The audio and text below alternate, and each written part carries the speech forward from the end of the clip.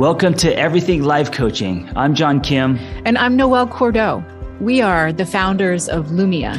And we're super passionate about all things coaching, and we want to share what we've learned from over a decade of coaching and training thousands of life coaches. Let's dive into the science and magic of coaching. Hello, everyone, and welcome to Everything Life Coaching. This is Noelle. Today, not flying solo. I have with us one of our instructors, a friend of mine, a mentor to our organization, and a phenomenal coach, Juliann Wiese. How are you today? And thank you so much for being here. Oh, I'm so excited to be here with you, Noelle. I can't tell you. Awesome. Awesome.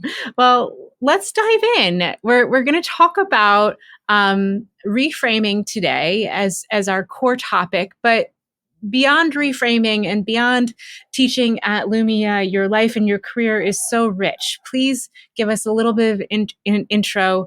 Who are you and what do you do as a coach, or any juicy tidbits that can orient folks to your world? All right. Well, first, I'm a dog mom, which I'm excited about because I waited for a long time to be a dog mom. So that's at the top of the list of things people need to know about me.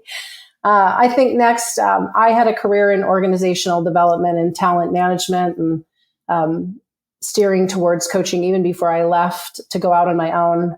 And so now I do leadership development workshops. I do some consulting in talent management and organizational development. And of course, I do some executive coaching. And I'm also very proud to be a part of this organization with you, Noelle. I've been an instructor for Lumia now for 4 years. Time has really just ticked on by. No kidding. It feels like yesterday. We came to know Juliann because we hired you as a coach for our organization. Yeah. And it was transformative. So, thank you for that. Thank you for that mentorship that you lent. And one of the classes that you teach that our students just consistently rave about is reframing as a coaching technique. Yeah. Can you tell us a little bit about what reframing is from your perspective and how it fits into the world of coaching? Sure. I'm going to start by using an example and then explain the example. So the pandemic was awful. The pandemic had some awful outcomes. The pandemic created both positive and negative outcomes for humanity. The pandemic made me grateful. The pandemic has changed the nature of how I see my priorities. So all of those statements, Noelle, are about the pandemic, and it's an expansive look about how the pandemic has affected people. When we reframe, we're helping people see that there isn't a singular way to engage with anything. And most of the time in the world, we don't see things as they are. We see them as we are. And once we choose a perspective, we often have blind spots to the fact that there's a much broader, expansive way of looking at something. And if a coach can help somebody get that kind of expanded view, it can change the nature of their life. I got tingles when I was listening to you. That was a really important thing to hear. Just, how many different views there were in and around the pandemic. And I think reframing is often simplified in context as, okay, this is a skill that I need. When something's negative, I'm going to reframe it in the positive. But something that I learned from you, that I learned from your work and from the class that you developed, is that it's so much more nuanced than that.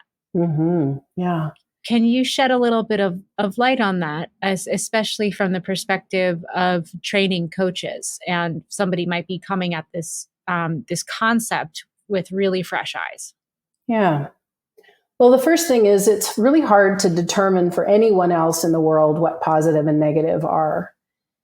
So if we were, as coaches, go into a reframe saying, well, you said something and to me it was negative, and so I'm going to give you something that I think is positive, we're really heading in the wrong direction because we don't get to label things for other people. So you're absolutely right, Noelle. This is a very nuanced thing. And we try to avoid, as coaches, using language that rates and evaluates. What we are intending to do with the reframe is expand. Because if you started with the first thing, hey, the pandemic was awful, and that's where you left it, there's an awful lot of feelings that could get wrapped up in there that could bring somebody down and potentially really change the way they make decisions about things. But if they explored it and examined it further, and they got to the point where they could say, I've changed my priorities because of what happened in the pandemic, and there's an awful lot of things that I'm grateful for because it made me look at my world differently. And now I'm finding more fulfillment because I'm spending more time with my family than I ever have, and I don't take them for granted anymore. So through not labeling, what we're asking people to do with a reframe is just broaden the view, look around and see what else is there without calling it good, bad, positive, or negative. Absolutely. And what's coming up for me is thinking about the ICF core competencies and some just core components of basic coach training, where when we first start working as a coach, often there's an impulse to move from problem to solution. And where deepening skill mastery and coaching, and where the richness comes from in coaching mastery, is in exactly as you're describing, getting folks to really pull back and take a 360 look at how this particular issue or topic might be showing up in their whole life. Mm-hmm. Yeah. So what's it like to work with this tool in real life? How is it used? Do you use it on yourself? Give us the real deal, because I think it's one thing to go through reframing drills, and then it's another to use it. Yeah. Well, we know that when we're in a state of high amounts of stress and overwhelm, it's very hard for us to get out of our own way and to see things in a broader view. And I'll often encourage new coaches, if you're in that state of mind, the best thing you can do is sort of lock yourself in a room and not engage with other humans, because, our way of being in those moments is so restrictive. So on a day-to-day basis, if I feel myself heading in that direction and I want to change it, right, I have the resiliency and I guess the ability, capacity to say, I can feel my feelings right now, and I want to see if I can shift them, and I want to expand my perspective. I go through what's called a perspective wheel, and I essentially just say, what else is here in addition to how I'm feeling right in this minute? What else is here for me? And by the time I go around the wheel, right, I've done that question, 6 to 8 times. My peripheral vision has grown exponentially, because it's in a sense forced me to move beyond that sort of immediate sense and to look around. So, for example, when the pandemic hit, I think for a lot of us, we were all very worried about our businesses, our financial situations. I think for a lot of people, it's very hard to imagine anything good coming of it. And in hindsight, it's much easier for us to do that. And through the use of something like a perspective wheel, where we're asking ourselves that question, what else is here for me? What else is around me that I could look at? What else is there for me to engage with? And by that simple question, you do start to move your head and left and right, up and down. And the next thing you know, you can feel the nature of your state of mind, how your body feels, a lightness starting to return, because now you have a sense of a broader view. You use the term 360. I think it's a really good one, because if we were to keep looking around, we'd probably go, oh, look at that. I have this wonderful life. I have this wonderful husband. I have this wonderful family. I have this wonderful set of friends. I have this, wonderful place in the world.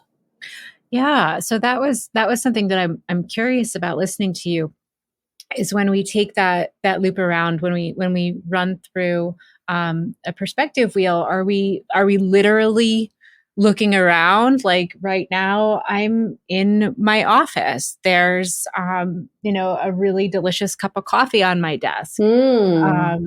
The sunlight is streaming in, or are we kind of going internally to say, I have dreams, I have ambitions, I have goals, I have kindness, I have compassion.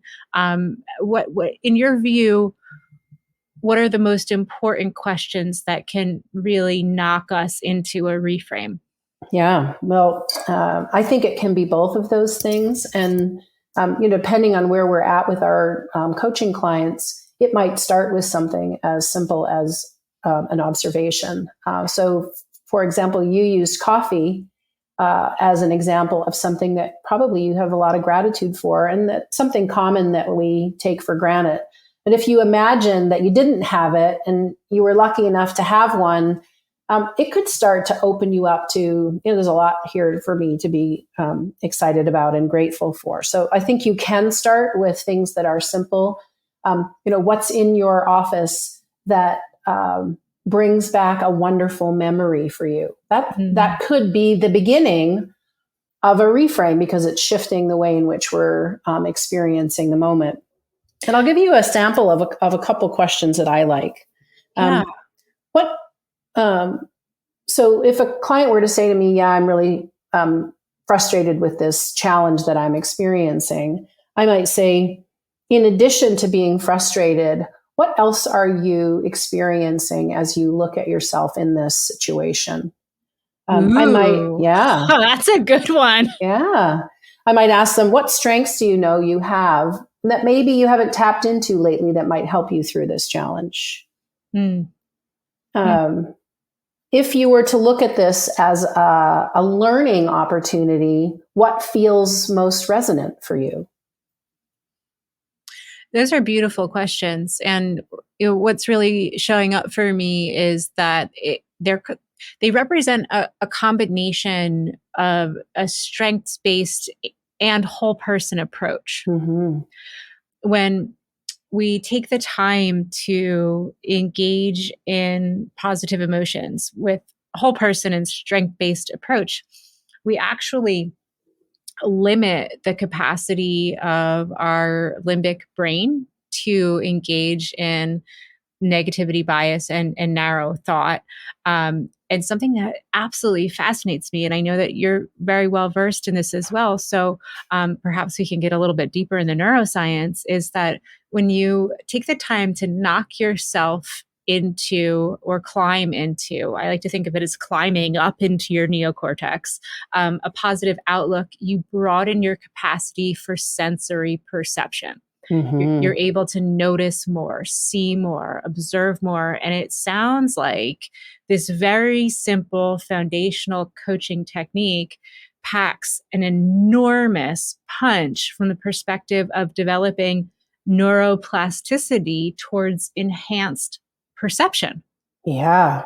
So to follow on your lead here with some neuroscience, what we know is when we are stressed out and we're maybe we've got some of that negativity bias showing up and it's starting to reverberate through the system, we know that the ability to actually see changes, right? So there's scientific research that says the more stressed out you are, the more limited your vision becomes. So you actually lose your peripheral vision. And it's both a literal impact and also a metaphoric one, because as you start to close off what you can see and you end up with this tunnel vision, you're also suggesting, your brain is saying that's all there is. This is the only fact.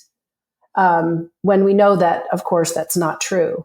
And so by engaging in reframing, we may be helping a client shift from having a ton of cortisol to starting to generate more dopamine, more serotonin. And as they are calming down, they become able to access that place in their neocortex that allows the vision to start expanding, and literally changing the nature of what they see in front of them.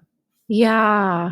And so much of that takes place inside of the space of a coaching session. Mm-hmm. When you're listening as a coach, what are some nonverbal or verbal cues, or just even intuitive cues that you're able to pick up on that lets you know that a client is starting to calm down enough to move into a different way of thinking? Yeah. Well, maybe I'll start that with when I notice that they're in that all or nothing mode, like it is or it isn't, it's bad or it's good, it's right or it's wrong, I can't, I won't, there's no way. Those are indications to me, of course, that they've started that process of tunnel vision, right? There's a singular fact, and then that's the only way that they can see it.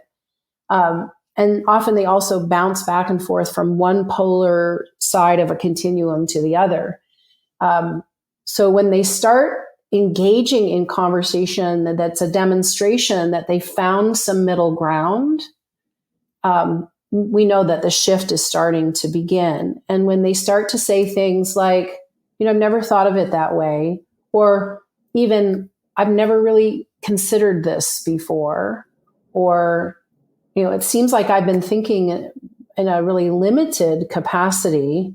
And, you can hear it in people's tone. Certainly there's a change in tone from one that feels maybe hesitant or really rigid to one that feels like, yeah, and there's that too. So there's an actual change in the nature of how they're communicating. Folks seem to loosen a little bit. Yeah. I think that's serotonin doing its thing. I love hormones. Yes, me too. Especially that one. It's a good one. It's a good one. It's a good one.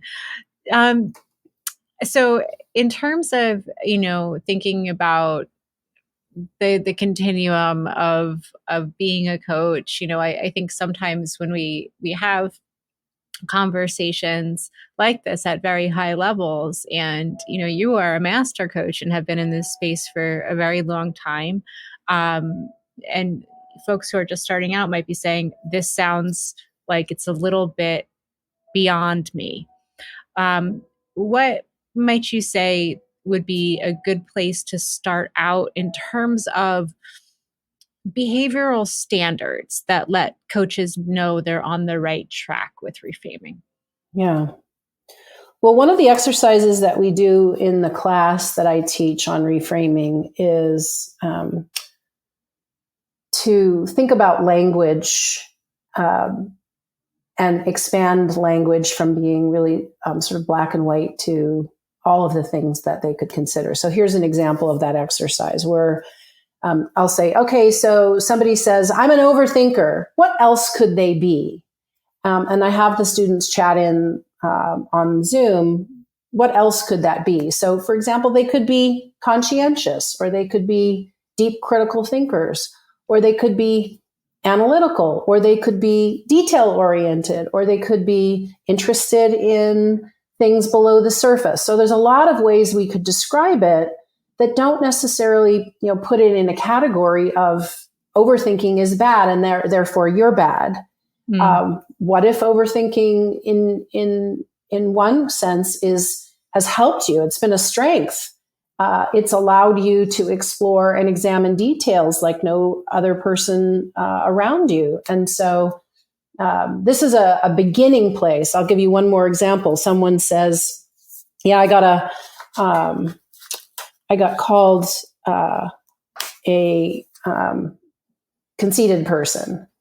And well, what else could conceited people be described as? Well, they could be described as confident. They could be described as assertive. They could be described as interested in their own self-power and agency. So, this is a beginning place to start to see how labels have many interpretations, and that expanding those interpretations can help coaches and clients, of course, see that there's more there than a singular fact. Yes. And one of my favorite things about coach training is that, of course, it will ultimately serve your clients, but it also serves us all so much as humans as we're learning this stuff.